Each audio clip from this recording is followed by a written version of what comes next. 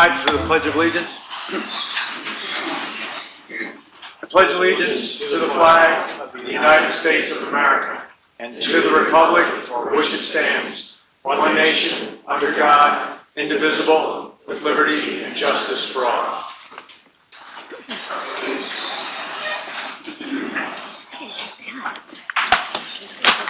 Madam Clerk, please call the roll.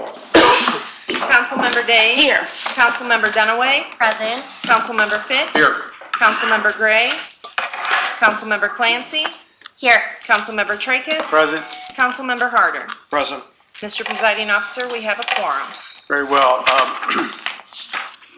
The journal of the meeting of November 26th has not yet been finalized, so we won't approve that tonight, but we will. I'm going to move to suspend the rules for the presentation to the council of a certificate of appreciation from the 173rd Airborne Brigade. You gentlemen here tonight? Apparently not, so we won't have to suspend the rules, so that'll be fine. So let's move on to bid openings. We have no bid openings this evening, so we'll move to communications. Mr. Presiding Officer, we have no tax compromises, zoning matters, or road and bridge matters this evening, so we will move to other communications. Under other communications, item number 1. Receive, file, and the county council be directed to prepare the appropriate legislation, and that will be the order. Item number 2, all districts. Receive, file, and the appropriation transfer be approved as requested. Second. All in favor? Aye. Opposed? Motion carries. Item number 3, third district. Receive, file, and the county council be directed to prepare the appropriate legislation. So ordered. Item number 4. Receive, file, and the county council be directed to prepare the appropriate legislation, and that will be the order. Item number 5. Receive, file, hold on the order of business, refer to the council as a committee of the whole, and that will be the order. Item number 6, second district. Receive, file, and the county councilor be directed to prepare the appropriate legislation. So ordered. Item number 7. Receive, file, and the county council be directed to prepare the appropriate legislation. Same motion through item number 15, and that will be the order. Item number 16, 4th, 6th, and 7th districts.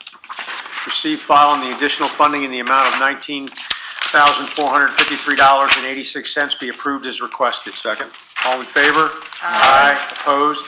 Motion carries. Item number 17, first district. Receive, file, and the county council will be directed to prepare the appropriate legislation, and that will be the same motion for 18 as well. So ordered. Report of the county executive. Thank you, Ernie, and good evening, everyone. Hope everyone had a good Thanksgiving holiday. With the holiday season officially here, we also start to recognize the more generous spirit that takes hold. Since 2012, the Tuesday after Thanksgiving has been known as Giving Tuesday. This is essentially a social media effort to recognize some of the nonprofits in our community that provide a lot of services, but aren't necessarily recognized for the good work that they do. The St. Louis County Children's Service Fund provides funding for 62 agencies in the region to help provide behavioral health services to kids. For the 2-year cycle ending this month, the fund provided nearly $85 million to agencies that help some of our most vulnerable kids. Starting back in 2005 and continuing for the next couple of years, many communities across Missouri began to notice that essential services for kids and youth were being compromised, mainly due to budget cuts at the state and federal level. Recognizing the needs of children and families in St. Louis County, a coalition of committed local nonprofit agencies and community supporters began to organize to try and address this problem. An independent needs assessment was commissioned, providing data to St. Louis County voters to help provide support for an initiative. This was called Putting Kids First, also known as Proposition 1, and this passed on November 4th, 2008, with 62% of the vote in St. Louis County. Today, St. Louis County Children's Service Fund is the largest children's services fund in Missouri, generating approximately $42 million annually in sales tax revenue. Since the first allocation in 2010, the Children's Service Fund invested over $400 million and local nonprofits and governmental agencies to provide behavioral health services and other kinds of services for children and youth in our region. Through collaboration and partnerships, the Children's Services Fund ensures that children and youth have the support and resources they need to achieve their full potential. Please go to the county's website, stlouisco.com, to learn more about the Children's Services Fund and the agencies they support and consider making a donation. These agencies are doing great work across our region and working to make sure that our children get the help and services that they need. Thank you, Ernie. Thank you, Sam. Report of special committees. Ethics Committee will hold on the order of business. This brings us to public forum, and just want to say again this week that I'm grateful and pleased that our citizens have heard the concerns and really conducted themselves in an admirable fashion during public forum in the last several weeks, and it's been great to see. So we have 18 speakers tonight. Everyone will be given 3 minutes. I'll remind you when it's about 30 seconds to go. I would also remind you that we expect that each speaker to be given courtesy and the ability to deliver their statement without interruption from the audience. And that interruption would include any type of yells or catcalls or any other type of remarks. And if that happens, I'll indicate that you're out of order. And if it continues, we'll have to take other measures and ask you to leave. Hopefully that won't happen, but I do think it was important to make that statement tonight. All right, so with that, Madam Clerk, go ahead and call our first speaker. First speaker, Lori Fiegel.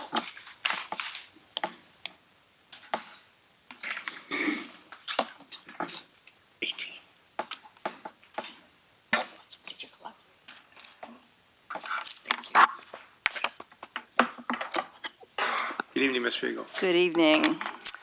Members of the County Council, good evening. My name is Lori Fiegel. I reside at 815 Swarthmore Lane in University City.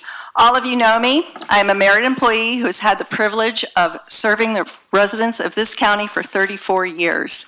I have always considered the work that I do a vocation, not a job, and I've had a track record of exemplary service. I'm here tonight concerning the letter of November 22nd from the County Executive regarding the reorganization of the Office of Strategy and Innovation. The letter is very heavy-handed and filled with false and misleading information. In 2015, I worked with Mike Chapman and Bob Grant to establish this professional, merit-based office. I would argue that the office actually exceeded expectations despite many obstacles. The office set many firsts for St. Louis County, too numerous to document here, but they are well documented in annual reports. As a merit employee who has worked under 6 county executives, I am not a novice. I am deeply offended by the way in this matter has been executed, and I am especially concerned about 4 points of misinformation in that letter. 1, the failure to prepare a strategic plan in 2018. There was no failure to do a plan because there was no requirement, mandate, charter provision, or intention to do so. We are doing a plan in 2019. There is a big website to tell you all about it. There is, in fact, a draft that has been drafted for the County Executive's Office. The assertion that the office was to prepare a county land use plan, this assertion is preposterous. In fact, the charter says that the county council has the authority for that plan. And in fact, I prepared an assessment to the Charter Commission about this specific piece of information. This is not the way to go in terms of good use of resources for the county, a county land use plan. A compensation plan for employees or a county facilities plan would be a higher priority. Did not coordinate with internal and external stakeholders. In fact, that is all we did. We participated in all the public budget meetings. We worked with every operating department and nearly all of the affiliated county agencies.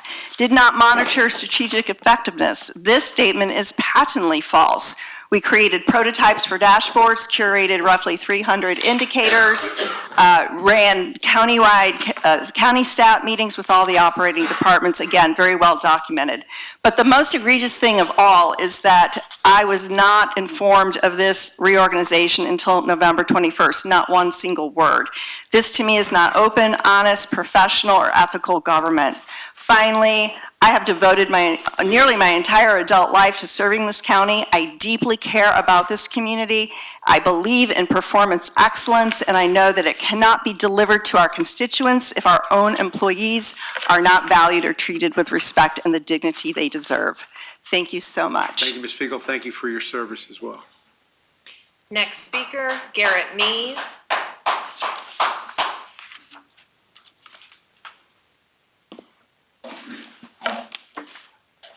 Evening, Mr. Mees. My name is Garrett Mees. What do you call a group of people that get together and confer with one another behind the scenes in an unscrupulous manner to allow a business deal to go through without considering the negative impact that it will have on the surrounding area? Well, Ernie Trachis at the Port Authority meeting 2 weeks ago told Mike Henna that was anathema. Well, Ernie, I couldn't agree with you more. Because now that I have all the emails from all parties involved regarding the illegally operating business known as Simple Pleasures, it confirms what I've been saying for 2 years now, and it shows the malicious intent of this council to subvert the law.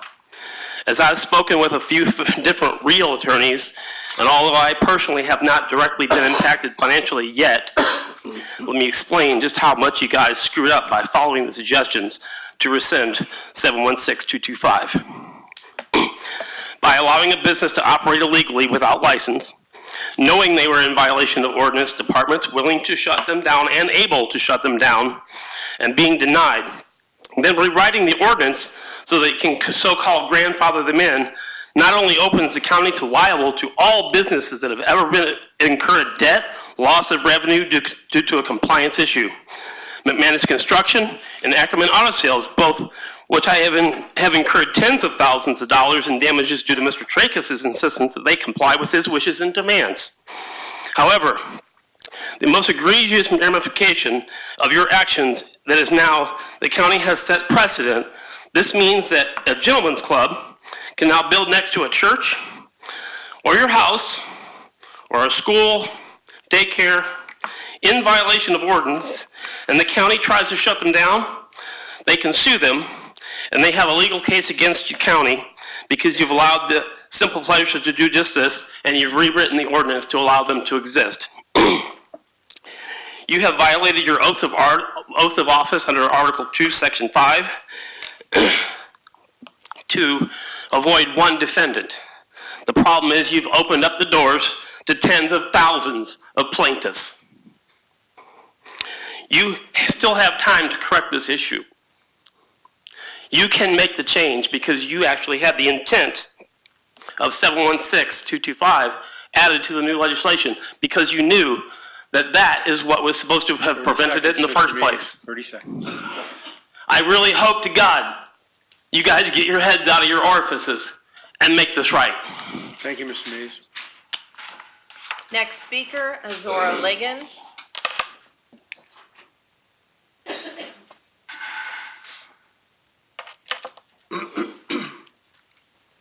Evening, Ms. Liggins.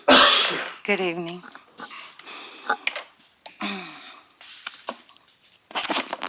Izora Liggins, 5320 Bermuda Road. I've come before this council for several years. Sometimes you guys have helped, sometimes you've actually just turned a deaf ear to what I've been saying. Here recently, I've come just asking for due process and equal protection of my county. And I see how quickly you respond when you're a threat. Just looking around at all the protection that we have, speaking with the chair when they thought they were threatened. I've came before this council over and over again and expressed my concerns and my threats and how fearful I am of the Boeing Corporation and what they have constantly done to me. I have not been able to get anybody to pay me any attention. I've had to move forward on my own because there are no lawyers that will get in the middle of this. But nevertheless, I have been blocked by this county and the county executive's office in anything that I try to do on my own. I have came before this council and I have asked over and over again, what authority do you move on when you appoint the county executive's counselor to represent Edward McGee in the matter of Liggins versus McGee, when clearly he was a criminal and had criminal intents in this matter? I was told to wait on the judge. Well, the law dictates what the judge will say. And I would think that in this county counselor's office, and I'm a taxpayer and a constituent, at the minimum, I would be given the respect of the authority that would allow you guys to team up on me. I'm a disabled person. All I'm trying to do is get my disability benefits. I've been out here 20 years. And it's time for somebody to do the right thing in the face of hard things to do. But change is coming. That's what you said you were guaranteeing when you guys took over. And I still expect that. And I still would like to know what authority you move on when you represent Edward McGee. Thank you. Thank you, Ms. Liggins. Next speaker, Kira Braxton.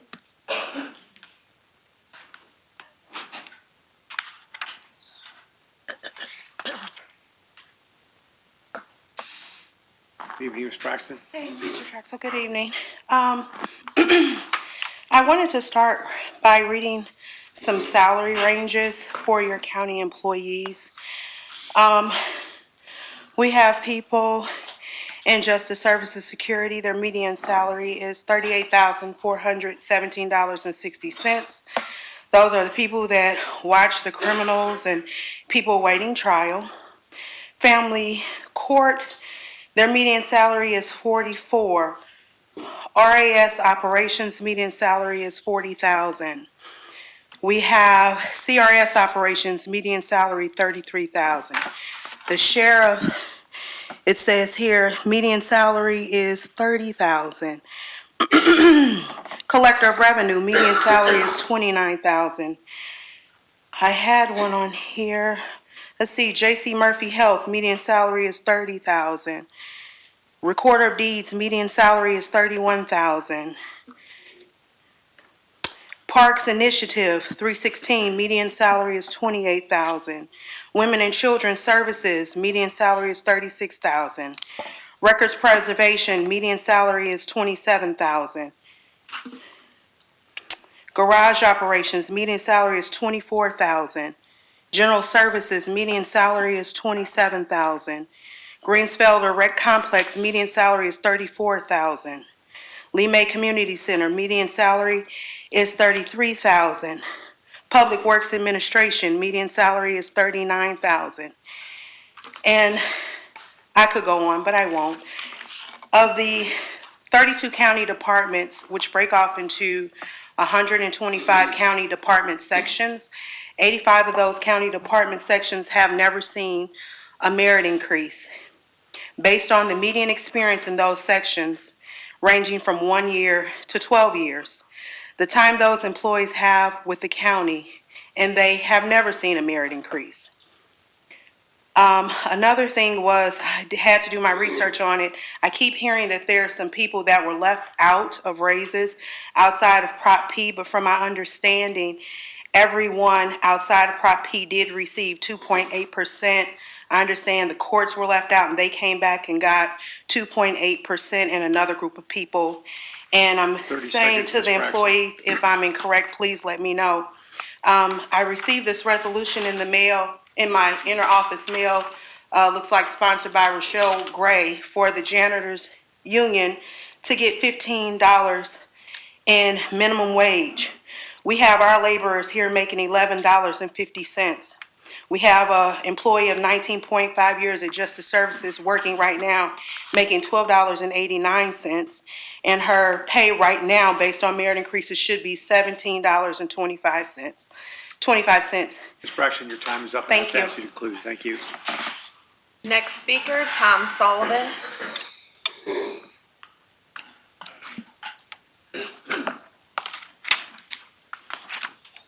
Evening, Mr. Sullivan. Good evening.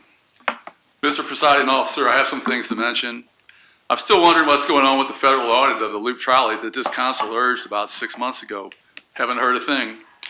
The November numbers for the trolley were just released today. It took in less than $2,000 last month. After 2 meetings for the Affordable Housing Trust Fund bill, it seems the proposal needs some more thought.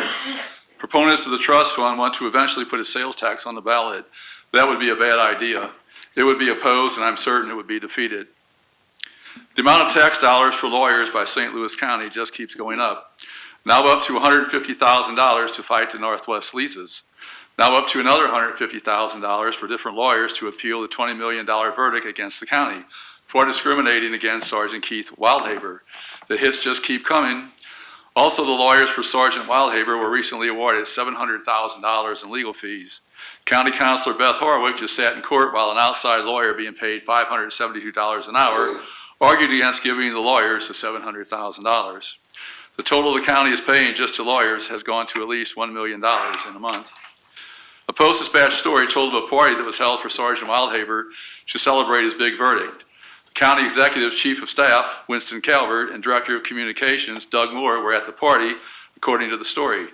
It's pretty bizarre that they would be celebrating the verdict. And now county government, in the person of Sam Page and Beth Orwick, are urging further discrimination against Sergeant Wildhaber. In court filings appealing the verdict, they say it is acceptable to discriminate against him because he is gay. A commentary posted yesterday in the St. Louis American was titled, "St. Louis County is shameful for defending discrimination." While Beth Orwick has been busy mishandling the Wildhaber case, she did take time out to block my emails from going through to anyone in county government. This came after my email account was hacked a few weeks ago and emails were sent out by someone spoofing my name. The right to petition your government is one of the most fundamental rights we have, and email is the most efficient way to do so. Both Beth Harwick and Sam Page want to interfere with my ability to communicate with county officials. Not even the Stinger Bunch would do something this sleazy. In a November 27th email to me, Ms. Harwick wrote, quote, "I know that you frequently email members of county government. It seems she has been monitoring my email. I suppose she's been reading them too. I brought this matter to the county executive's attention, and he did nothing. A Post-Dispatch editorial recently noted Mr. Page has turned out to be a disappointment as county executive. Many people would agree. Thank you, Mr. Tracus." Thank you, Mr. Sullivan. Next speaker, Michael Dewing.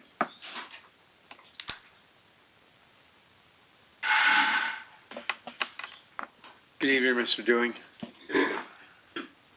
My name is Michael Dewing. I'm an adopter of an animal from St. Louis County Pet Adoption Center, or Animal Care and Control, whatever name you guys are using at this point. And I'm disappointed in all of you, very much so.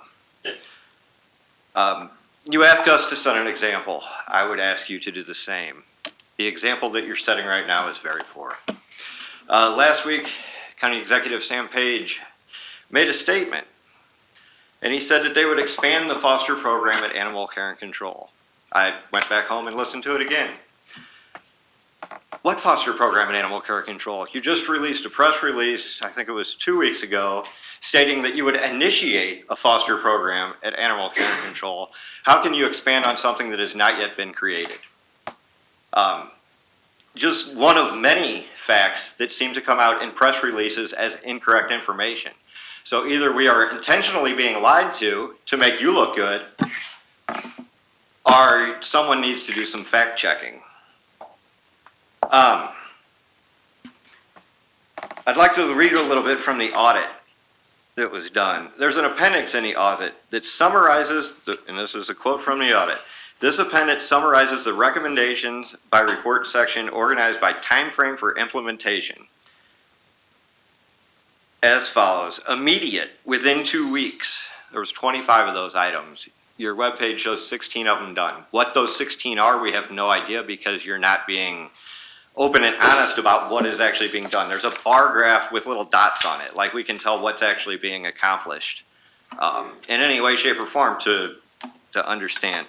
The second item on there, immediate the immediate within 2 weeks was 16 to 25. Short term, within 4 months, and we've hit that 4 months past the audit at this point. So these items should have been completed at this point already, according to the auditors. And out of those short term, we have 49 and 92 done. So maybe half of where we should be. The medium term, within 9 months, we only have 2 out of those 27 done. We're running out of time to hit those 9 months and hit these goals.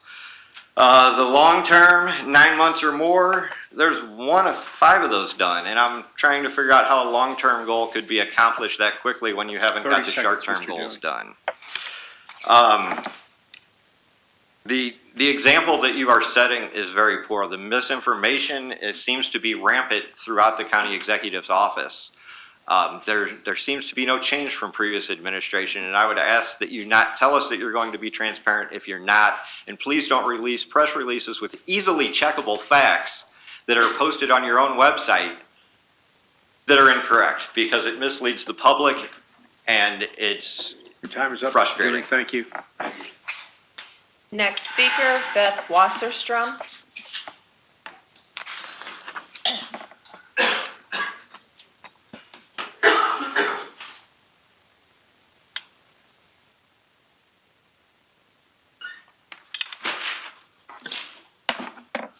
Good evening, Ms. Wasserstrom. Beth Wasserstrom, Olivet. I'm one of the 400 terminated shelter volunteers. Good evening, Mr. Chairman and Council. When my son was in 6th grade, his best friend got this great idea that at skis club they should go down the Black Diamond slopes. I got wind of the plan at 7:30 a.m. while waiting for the bus, and I reminded my son he had only skied twice, that listening to his friend was probably a really, really, really bad idea. I've been in healthcare for quite a while now, and never have I seen a blood pressure jump so fast, so high, as I greeted my child coming out of the ambulance at 9:30 p.m. that night on the way to the operating room. The experience has served him well through high school because he learned a thing or two. So tonight I want to ask all of you to think about whether your blood pressure spikes just a little when I come up here week after week. And have you learned a thing or two as I try to, in earnest, warn you about what lies ahead? With our dismal spay and neuter shots over the last 15 weeks, I think county may just have clinched #1 worst shelter in Missouri. Yay us. At least they can excel at failure. It takes effort sitting in one of the wealthiest areas of the state with a sweet little budget and 27 volunteers to be this inept. Speaking of budget, I still haven't heard much about the extra $1 million that seemed to slip into the 2020 budget. Little raises for failure. I also made a resolution to audit the cost of whether policy and procedures were upheld during the termination of 400 volunteers. I would love a report on that. Mr. Tracus, what did the reboot did you find accomplish, and what were the costs of the horribly executed plan? Dr. Page wanted more transparency, yet no stats have been released on the animal shelter for October and November. We'd like to stop having to pay for sunshine requests. As a goodwill gesture, can someone just please provide those? For those of you who visited the shelter a couple weeks ago and jumped on the propaganda train, here are the logs from the back rooms. I can save you a little time. They're pretty much blank. Here are the logs from the volunteers of the rooms that the volunteers walk. The volunteers that have just been terminated. Quite a difference. I'd be happy to provide these if anyone would like them. Speaking of requests, there was supposed to be a request for proposals of privatization that was announced coming out a long time ago by 30 Spring seconds, Schmidt. Ms. Wasserstrom. As you recall, that is why we don't have any events. Since all the volunteers and community members heard your concerns that you're only a legislative body and can impact the day-to-day operations of county, we would like to make you feel less helpless by making that RFP include language to make the shelter no-kill or maximum life-saving. It is clearly the only way, apparently, you can influence our animals' care. The reports you received from Director Schmidt that there are no concerns. Time is up, Ms. Wasserstrom. I need Thank you to you. finish. Thank you. Next speaker, MJ Crawford.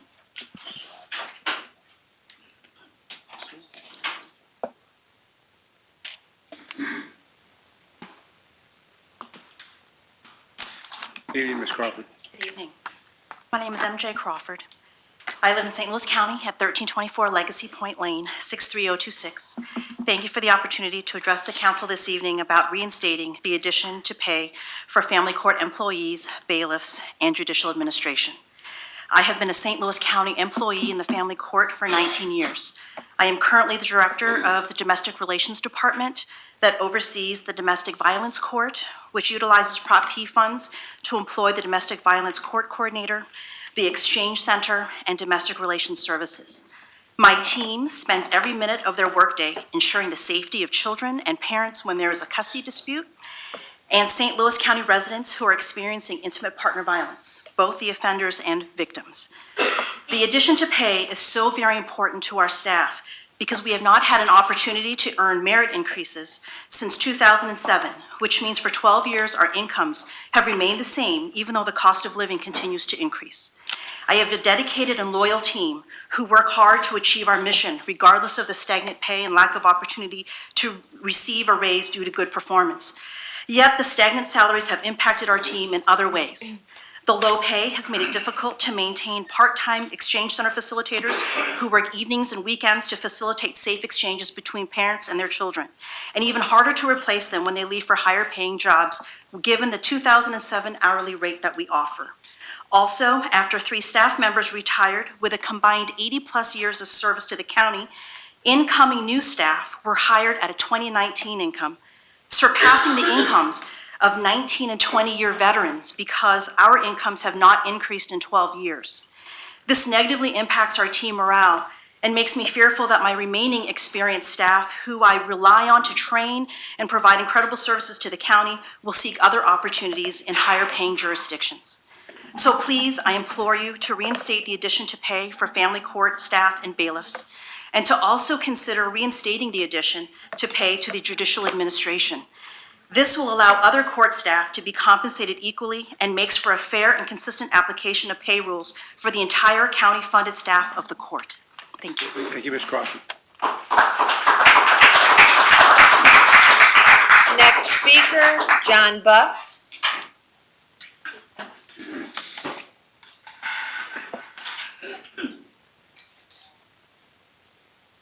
Evening, Mr. Buck. Thank you. Good evening, County Executive Dr. Sam Page, Presiding Officer Ernie Tracus, members of the council and their staffs. I appreciate your time and attention tonight. My name is John Buck. I reside at 9537 Merriam in Overland, Missouri. I have the pleasure of serving as your alternative court administrator for the St. Louis County Drug Court and St. Louis County Mental Health Court. I've been employed in this capacity since August 13th of 2018. I really consider this my dream job. I'm speaking today in support of a 10% addition to pay request for not only the staff of the treatment courts, but also the bailiffs, the family court employees, and the employees of the judicial administration, some 348 dedicated county employees. The goals of our St. Louis County Treatment Court are to reduce recidivism, reduce substance use, reduce the cost associated to drug-involved crimes, and decrease prison overcrowding. Graduates of our treatment court have lower recidivism and substance use, and the treatment that they get in our treatment courts far outsees the effectiveness of incarceration. The average cost of incarceration, according to the Missouri Department of Corrections, for one inmate is $58.85 per day. Average probation costs in the community for one probation is approximately $5.39 per day. In comparison, the cost for one of our neighbors to participate in our drug court is $6.85 to $10.96 per day. Moreover, treatment courts are effective. Statistics from Missouri's 147 treatment court programs reveals graduation rates of 61% for calendar year 2018. St. Louis County treatment courts boast a graduation rate of 81%. Our drug court has a graduation rate of 76%. We're very proud of them. I'm very passionate about our treatment courts, and I realize I could not effectively complete my mission to support community safety and to contribute to the stability of our area families if it weren't for the hard work of all our team members. My chief concern with our treatment courts is that knowledgeable long-term employees will leave St. Louis County for better pay and benefits. Our treatment courts work as well as they do in good part to the dedication of our employees. They care and it shows. Staffing turnover in some departments of St. Louis County exceed 20%, severely challenging the remaining staff. The staffing shortage result in positions remaining vacant at sometimes for months 30 and seconds, Mr. Buck. cause budget challenges due to increased overtime costs. Please favorably consider the request for addition to pay for all of our dedicated 348 employees, our bailiffs, family court employees, and employees of the judicial administration.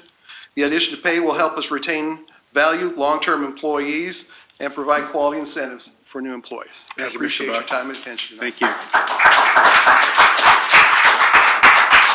Next speaker, Barbara Ann Hughes.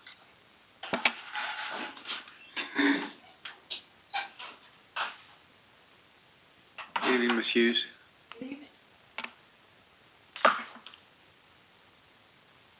County Executive Page, Chairman Tracus, members of the council.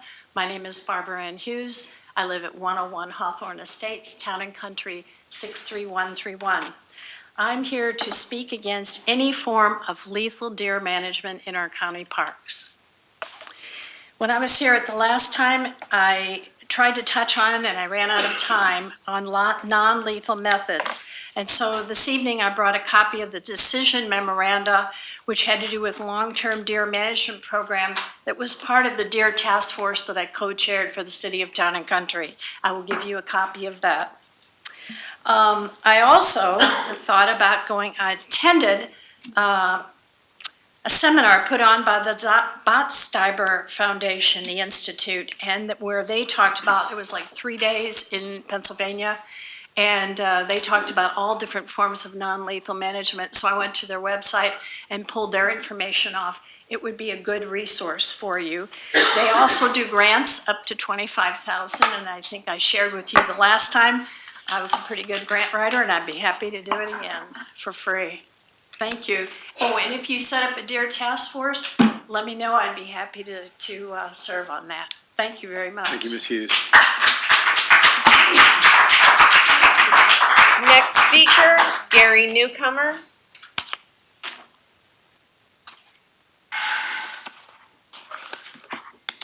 Good evening, Mr. Newcomer. Hi.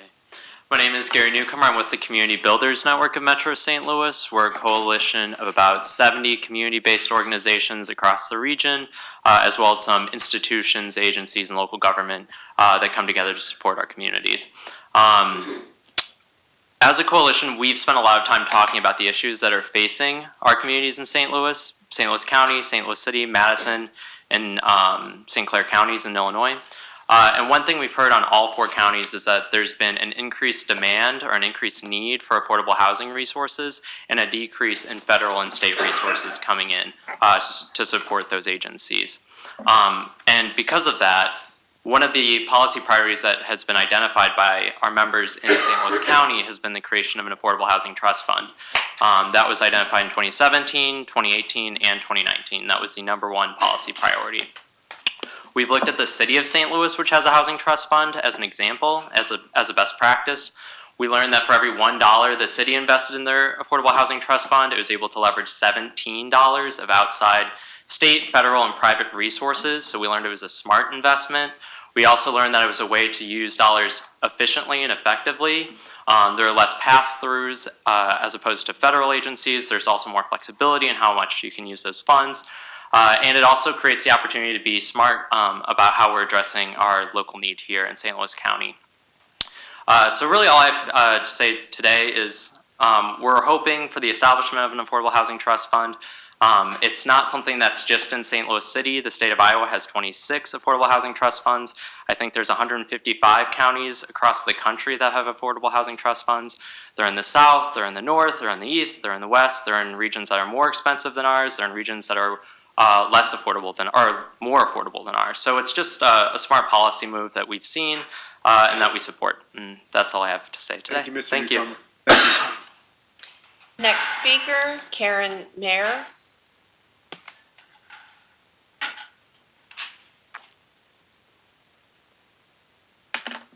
Good evening, Ms. Meyer. Good evening, Mr. Chairman and County Executive and council members. My name is Karen Meyer, and I live at 12793 Parkway Estates Drive in St. Louis County. So thank you for the opportunity tonight to speak about my support of Bill 324, the ordinance that's, amending Chapter 616, repealing and reenacting the Section 616040 regarding the wildlife protection and fishing in county parks.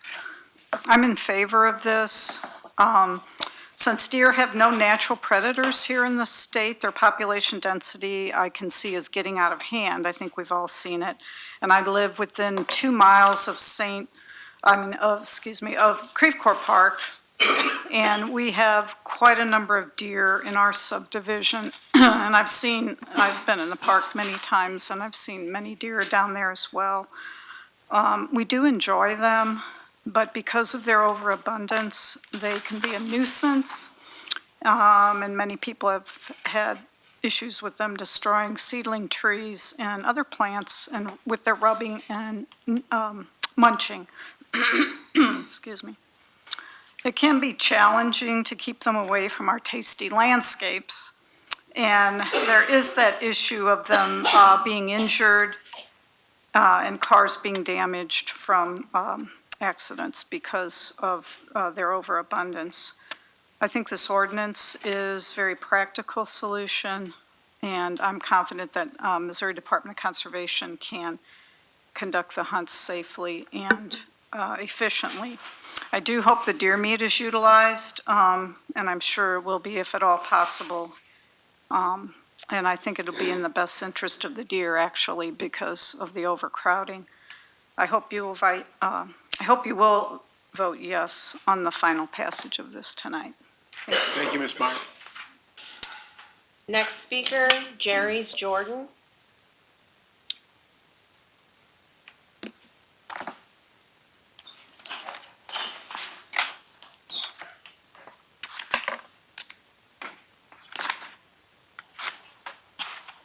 Good evening, Ms. Jordan. Hi, my name is Janice Jordan, and this is just really short. I'm here because of the red light cameras, and I really have an issue with the red light cameras because I don't know where they'll be, but I know they was kind of very popular in North County, and I don't think this would help with our policing the communities or anything like that. But that's one law I wouldn't want to see back in St. Louis. It's the red light cameras. I don't know if you all voted on that earlier today or what, but I know it was on the news that they're trying very hard to bring back red light cameras, and I just think we was oversaturated in North County with them, and I just would hate to see them come back. That's all I had to say. And I would like to say that I did work for St. Louis County for a very long time up under Dr. Gunn, and some of the issues that you all have inherited is really sad, because when I pass by Hanley and see a mobile unit that just sit there, they used to service North County, going out giving flu shots. I know you all remember when we had the HIN flu epidemic, that we was out there, and it's really sad that we're not in the community like we used to be. And I'm gonna let it go at that, but I really don't want red light cameras. Thank you, Ms. Jordan. Next speaker, Nicola Ken.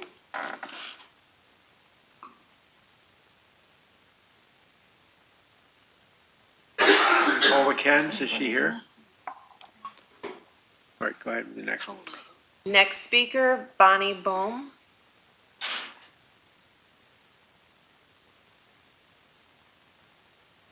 Good evening, Ms. Bohm. Thanks for the opportunity to speak. My name is Bonnie Boehm. I'm the Vice President of the St. Louis Animal Rights Team.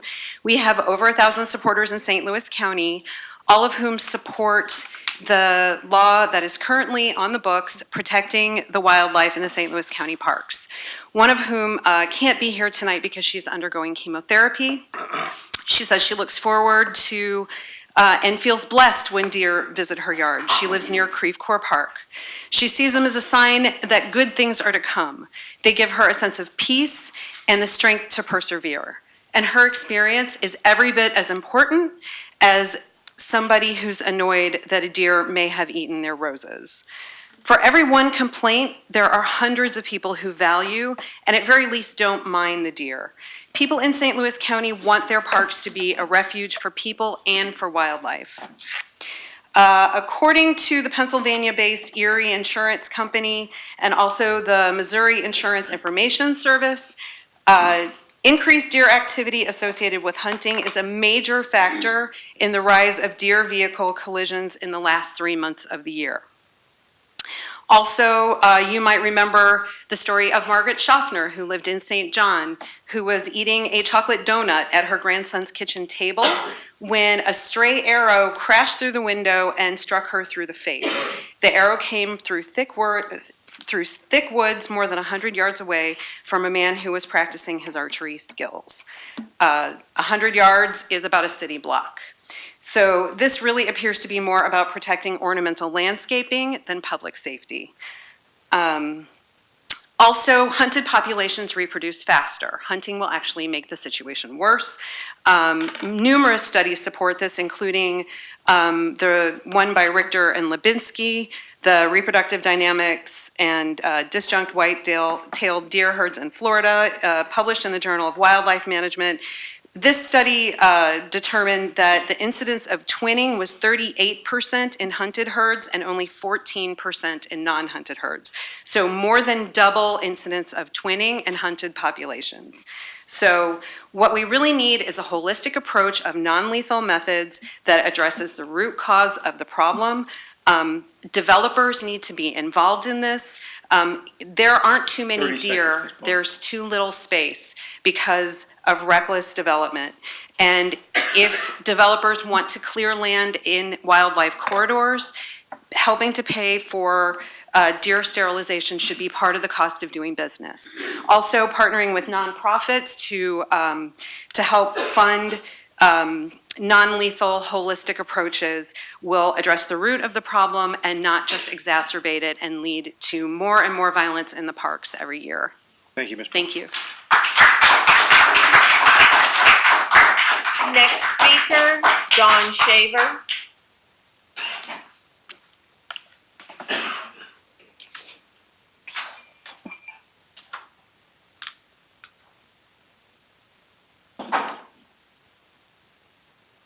Hello, Good evening, Dawn Ms. Shaver, 744 Lima Ferry Road. I'm here with the Chamber of Commerce. No one has figured out a way to resolve poverty. No one has figured out how to resolve homelessness. Look at San Francisco. They thought they had an answer, and now they have a bigger problem. St. Louis County has problems with youth, with crime, with poverty, and with homelessness. And who is providing an answer? An organization or a group of organizations that are following a proven path? No. We want to use St. Louis, do we want to use St. Louis County, North County as a guinea pig? Do we have time to make mistakes and put more kids at risk while a group of people devote millions of dollars towards potential failure? And what will we miss out on by diverting this money towards unproven developments?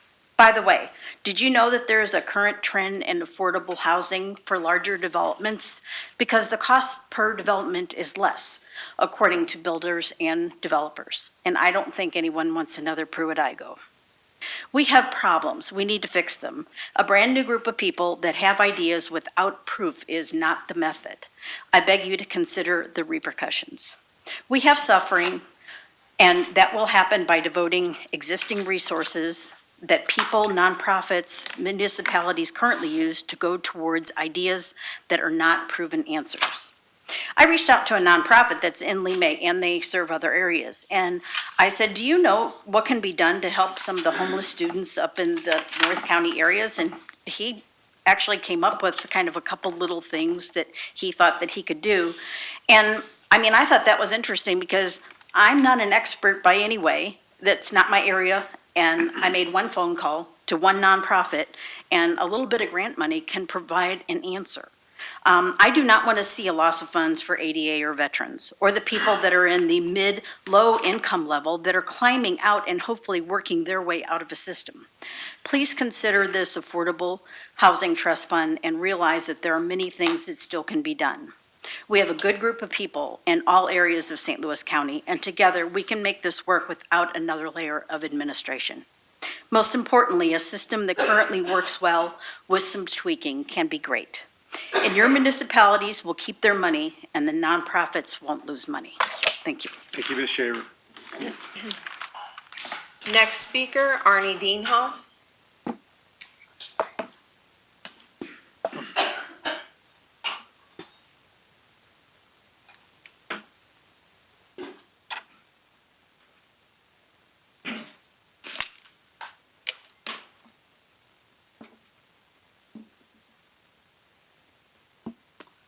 Thank you very much, members of the County Council. My name is Arnie C. A.C. Dienoff, and I'm a state and public advocate. And the reason for the camera is because Mr. Fitch pays disrespect to me. And as a former member of law enforcement and a former police chief, every meeting, if you go back on the tapes, every single meeting, he disrespects me and walks out of this room. During the budget hearing, I testified for close to 9 minutes, and he walked out of this room. That's a disrespect and a slam on St. Louis County. I asked that the county clerk mark Tim Fitch absent during this part of the meeting. Now, Houston, we have a problem. I got the eye from a police officer up on the stairs about a drink that I brought in here. If the council can have drinks, so can we as citizens. You are no different or no high society or country club mentality than I. If you have a drink, I'm entitled to a drink, and everybody here is entitled to a drink. We're human beings. That officer should not be giving me the eye, and there's no law that you can charge me for or write a ticket for. We also have a problem because and I did forget my sign, I finally was allowed to bring it into this meeting room, but we have a problem. When entering the building with a small sign that said, "I support police," I was told and blocked from bringing it to this room by a police officer, security officer. I asked on what authority. I asked what general order of the police department would that not allow me to bring it in this room. I asked what law was being violated, and I asked how can you enforce it. I had a cordial conversation with Sergeant Cunningham to my left and Captain Cox to my right, and I was allowed to bring it into the room, which is up there, but I just forgot it, and I'll make my statement next week about how I support police, but not bad apples in our police department. Now, Councilor Arwick, I'm asking that this is a violation of law and our Bill of Rights, and I ask you to look into this. Chief Fitch, thank you for finally attending this meeting and hearing us citizens. Keith Wildhaber verdict, it's a turnabout face. Same page, the county executive and Councilor Beth Arwick said one thing, and 3 weeks later made a changed their stance, changed their tone, and wants to defend the county based on a Missouri state constitution. 30 seconds, Mr. Dino. Thank you. They both, privately and publicly, took personal action against Mike Hughes, an attorney in the county councilor's office, and also gave a suspension to Lacey Smith for violating her direct orders. Now the law firm of Lewis Rice gets another $75,000 last week from the council for $150,000 total to date just for post-trial motions and to ask for a new trial before Circuit Judge David Vincent. When is Mark Tucker? Your time is up, sir. I have to ask you to finish up. Thank you. When is Mark Tucker, the county frauditor, going to produce some audits? Stop fraud, investigating wrongful spending, undercover corruption, misspending, waste, and inadequacies of county government. Cut his budget to $1. He's doing nothing for the payroll, but serving as a political patriot position for Sam Page. Thank you, Mr. Dino. Thank you. Next speaker, Lily Murphy.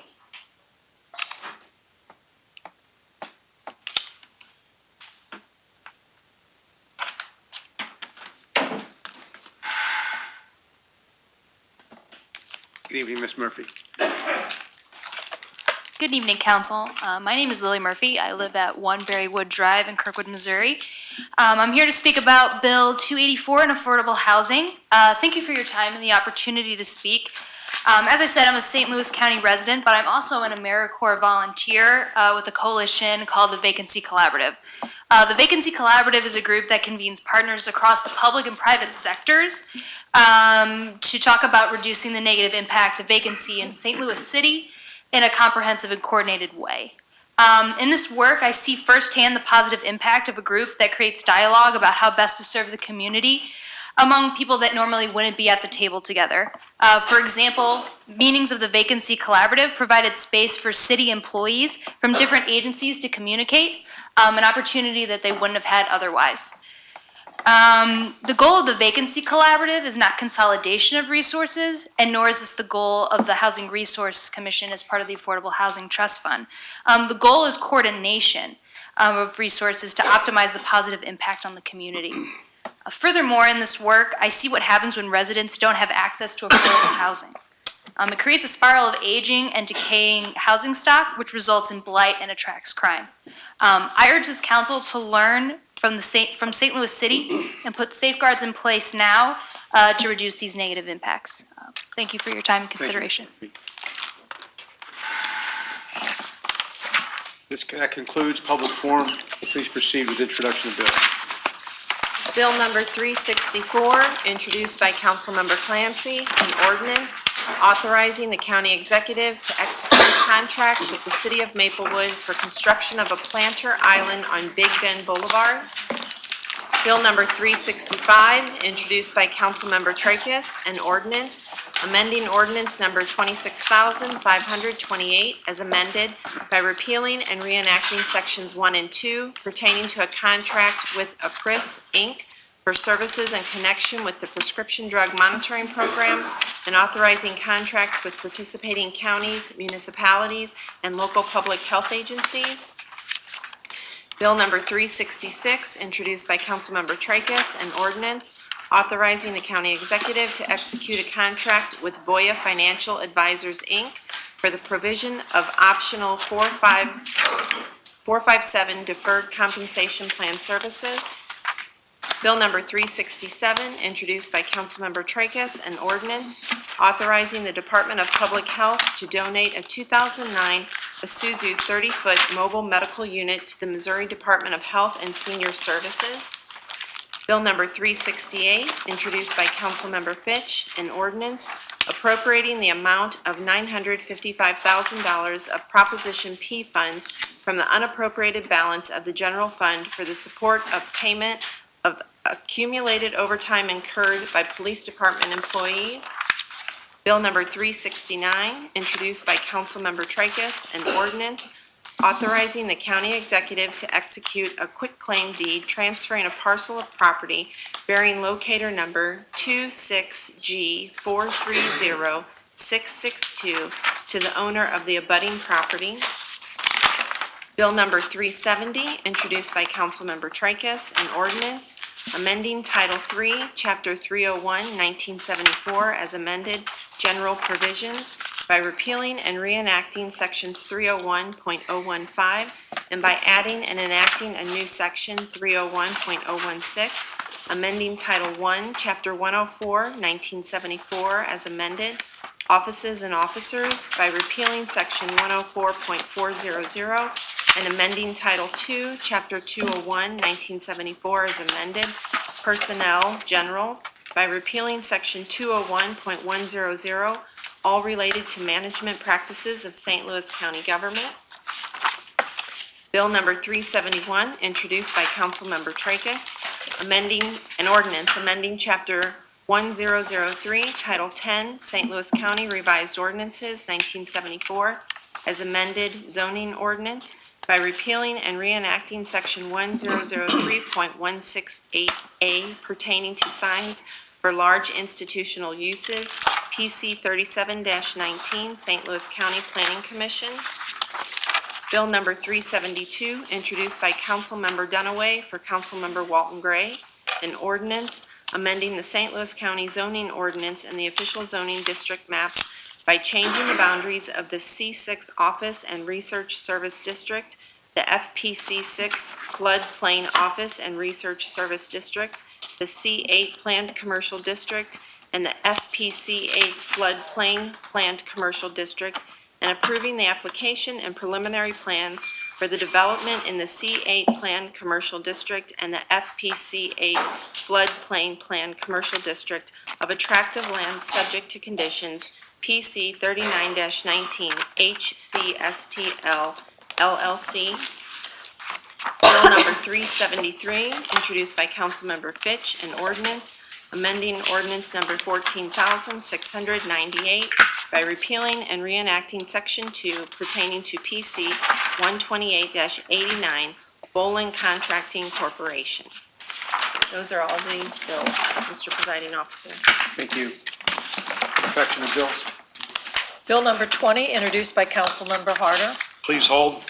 Bill number 20 is held. Substitute Bill number 1 for Bill number 284, introduced by Councilmembers Clancy and Walton Gray. We're getting close with this, still not here yet.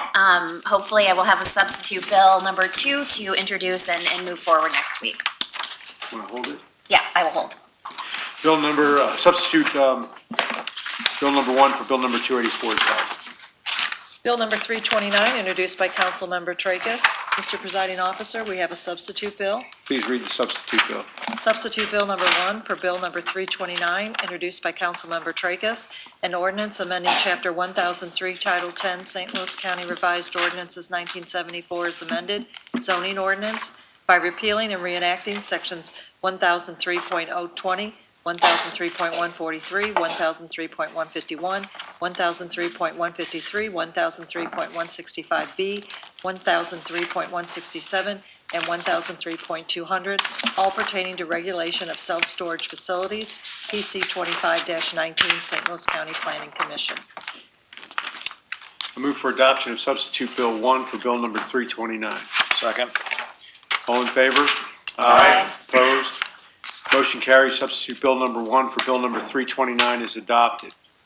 I move to perfect substitute Bill number 1 for Bill number 329. Second. All in favor? Aye. Opposed?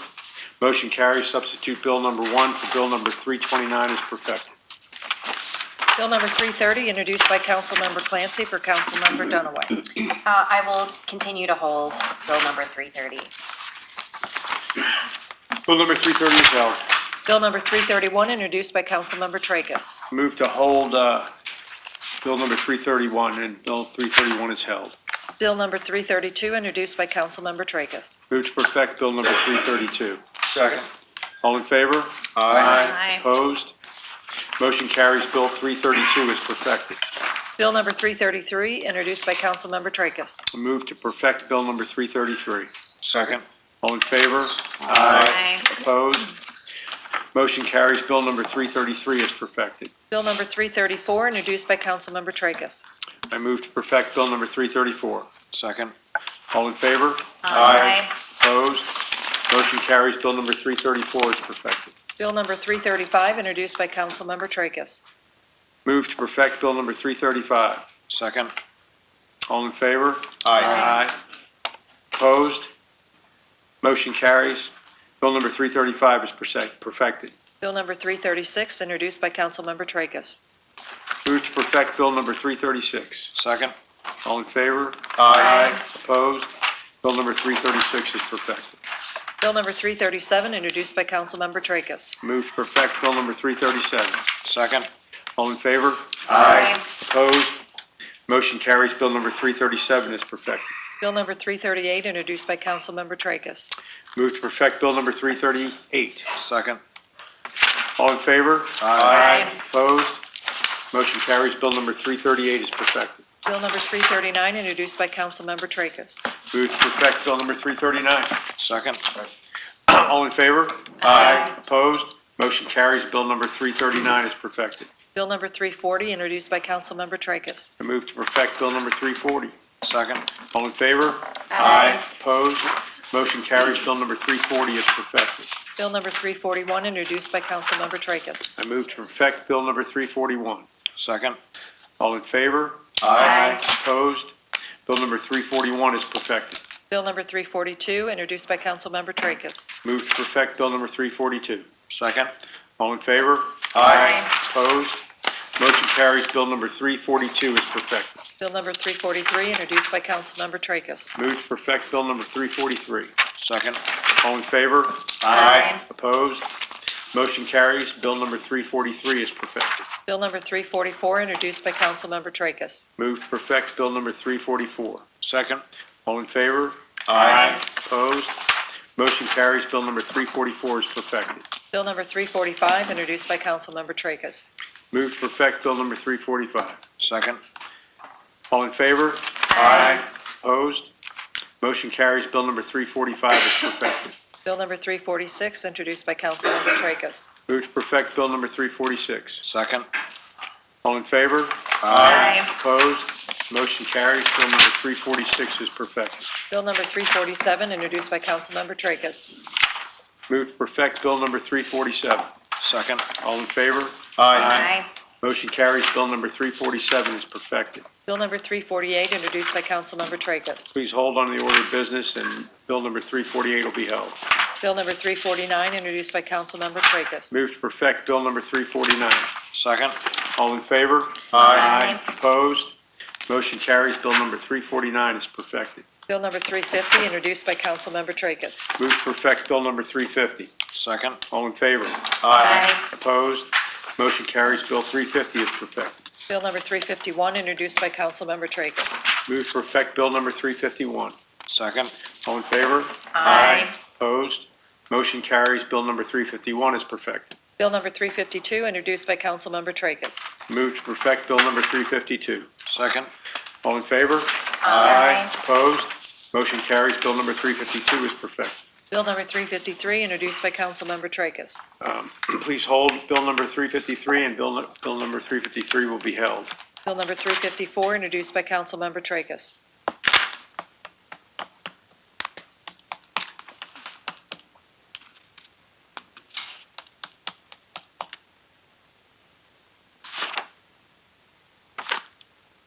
Move to perfect Bill number 354. Second. All in favor? Aye. Opposed? Bill number 354 is perfected. Bill number 355, introduced by Councilmember Tracus. Move to perfect Bill number 355. Second. All in favor? Aye. Opposed? Motion carries. Bill number 355 is perfected. Bill number 356, introduced by Councilmember Tracus. Move to perfect Bill number 356. Second. All in favor? Aye. Opposed? Motion carries. Bill number 356 is perfected. Bill number 357, introduced by Councilmember Tracus. Move to perfect Bill number 357. Second. All in favor? Aye. Opposed? Motion carries. Bill number 357 is perfected. Bill number 358, introduced by Councilmember Tracus. Move to perfect Bill number 358. Second. All in favor? Aye. Opposed? Motion carries. Bill number 358 is perfected. Bill number 359, introduced by Councilmember Tracus. Move to perfect Bill number 359. Second. All in favor? Aye. Motion carries. Bill number 359 is perfected. Bill number 360, introduced by Councilmember Tracus. Move to perfect Bill number 360. Second. All in favor? Opposed? Motion carries. Bill number 360 is perfected. Bill number 361, introduced by Councilmember Tracus. Move to perfect Bill number 361. Second. All in favor? Aye.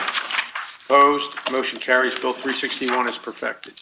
Bill number 362, introduced by Councilmember Tracus. Move to perfect Bill number 362. Second. All in favor? Aye. Opposed?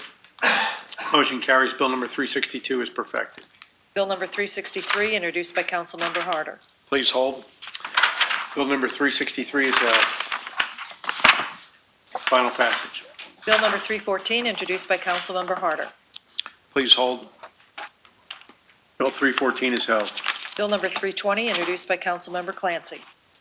Please hold. Bill number 320 is held. Bill number 321, introduced by Councilmember Harder. Move for final passage of Bill number 321. Second. Roll call. Councilmember Days. Aye. Councilmember Dunaway. Aye. Councilmember Fitch. Aye. Councilmember Gray. Councilmember Clancy. Aye. Councilmember Tracus. Aye. Councilmember Harder. Aye. Mr. Presiding Officer, on Bill 321, there are 6 ayes and 1 absent. Bill number 321 is finally passed. Bill number 322, introduced by Councilmember Tracus. Move for final passage of bill number 322. Second. Roll call. Councilmember Days. Aye. Councilmember Dunaway. Aye. Councilmember Fitch. Aye. Councilmember Gray. Councilmember Clancy. Aye. Councilmember Tracus. Aye. Councilmember Harder. Aye. Mr. Presiding Officer, on Bill 322, there are 6 ayes and 1 absent. Bill number 322 is finally passed. Bill number 323, introduced by Councilmember Tracus. Move for final passage of bill number 323. Second. Roll call. Councilmember Days. Aye. Councilmember Dunaway. Aye. Councilmember Fitch. Aye. Councilmember Gray. Councilmember Clancy. Aye. Councilmember Tracus. Aye. Councilmember Harder. Aye. Mr. Presiding Officer, on Bill 323, there are 6 ayes and 1 absent. Bill number 323 is finally passed. Bill number 324, introduced by Councilmembers Harder and Fitch. I'm going to hold this one more week. We have a slight glitch that we need to work out with legal, and then we should get final passage next week. Bill number 324 is held. Bill number 325, introduced by Councilmember Tracus. Move for final passage of bill number 325. Second. Roll call. Councilmember Days. Aye. Councilmember Dunaway. Aye. Councilmember Fitch. Aye. Councilmember Gray. Councilmember Clancy. Aye. Councilmember Tracus. Aye. Councilmember Harder. Aye. Mr. Presiding Officer, on Bill 325, there are 6 ayes and 1 absent. Bill number 325 is finally passed. Bill number 326, introduced by Councilmember Tracus. Move for final passage of bill number 326. Second. Roll call. Councilmember Days. Aye. Councilmember Dunaway. Aye. Councilmember Fitch. Aye. Councilmember Gray. Councilmember Clancy. Aye. Councilmember Tracus. Aye. Councilmember Harder. Aye. Mr. Presiding Officer, on Bill 326, there are 6 ayes and 1 absent. Bill number 326 is finally passed. Bill number 327, introduced by Councilmember Clancy. I move for final passage of bill number 327. Second. Roll call. Councilmember Days. Aye. Councilmember Dunaway. Aye. Councilmember Fitch. Aye. Councilmember Gray. Councilmember Clancy. Aye. Councilmember Tracus. Aye. Councilmember Harder. Aye. Mr. Presiding Officer, on Bill 327, there are 6 ayes and 1 absent. Bill number 327 is finally passed. Bill number 328, introduced by Councilmember Tracus. I move for final passage of bill number 328. Second. Roll call. Councilmember Days. Aye. Councilmember Dunaway. Aye. Councilmember Fitch. Aye. Councilmember Gray. Councilmember Clancy. Aye. Councilmember Tracus. Aye. Councilmember Harder. Aye. Mr. Presiding Officer, on Bill 328, there are 6 ayes and 1 absent.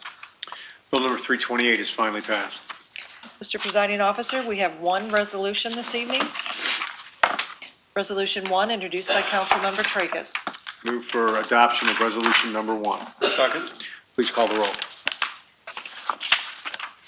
Councilmember Days. Aye. Councilmember Dunaway. Aye. Councilmember Fitch. Aye. Councilmember Gray. Councilmember Clancy. Aye. Councilmember Tracus. Aye. Councilmember Harder. Aye. Mr. Presiding Officer, on resolution number 1, there are 6 ayes and 1 absent.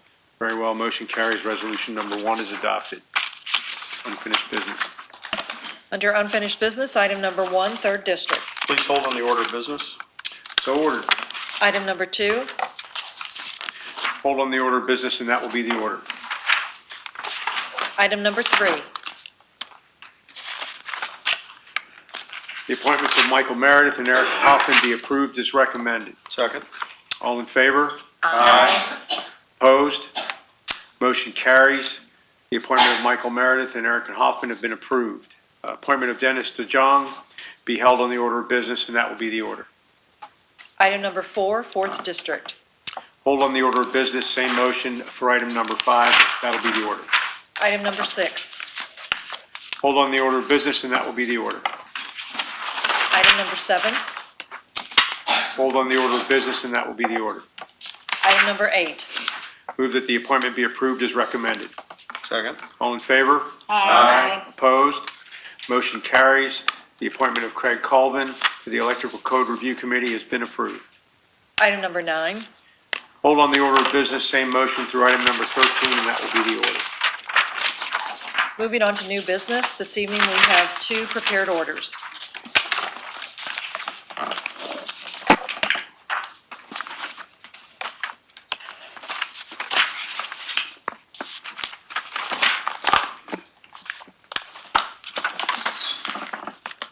I make a motion to approve order number 1.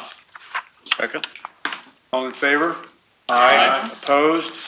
Motion carries. Order number 1 is adopted. I move that we approve order number 2. Second. All in favor?